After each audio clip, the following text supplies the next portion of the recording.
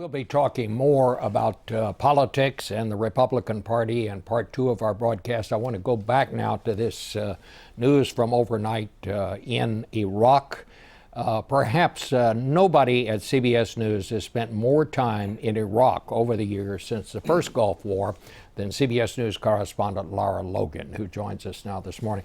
Lara, this thing seems to be working all too well. I mean, it seems to be as these invaders came down and on this march toward Baghdad, everything seems to be clicking on all cylinders. It seems well coordinated. Who is running this thing? It's a very good question, Bob, because the leader of ISIS is seen as the poet and the philosopher and the spiritual man. He's the one driving the vision of the state and governance that they want to institute. But on the other side of that are the military masterminds, and there are a number of them. But among them, there's the war minister, who's believed to be a Moroccan, who we hear very little from, who's believed to be very powerful. And then one of the others is a man known as Abu Ayman al-Iraqi, who was held by the Americans in Camp Bucca in Iraq, and when he was released, went over to Syria with the blessing of Assad, but in Syria has become a powerful force for ISIS. He's known as the Prince of Latakia over there, and he's believed to be recruiting people from Syrian intelligence, Syrian military officers. They've done that on the Iraqi side of the border as well, and they've created a structure that truly understands military movement on the battlefield, and not only how to take territory, but how to hold it and defend it.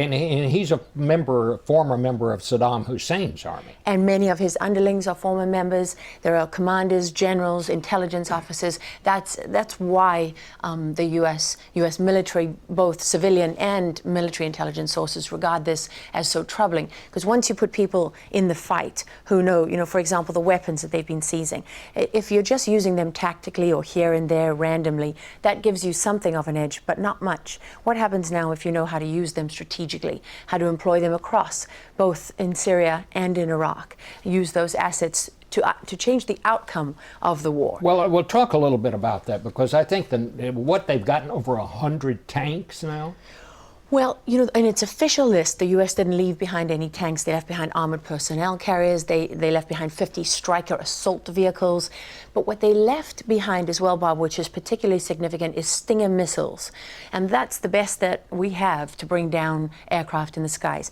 All of these other assets, heavy weapons, armored vehicles, they increase the capability of what your ground forces can do. But the U.S. has maintained dominance because of its dominance of the skies. If you now remove your dominance of the skies, or you make it much more difficult to fight, you've taken away significant advantage that the U.S. has, and you've significantly changed the dynamics of what we face.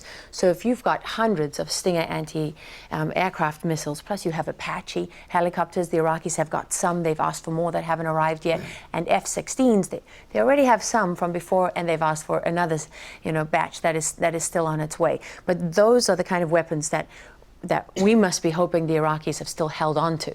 We don't know exactly how much these guys have taken. There are reports this morning that the military base in Bakuba was taken. Well, that wouldn't be good at all. But you have to think that the most significant weapons, we have to hope, are in Baghdad and still in Iraqi government hands. Lara, thank you so much. It's always good to have you.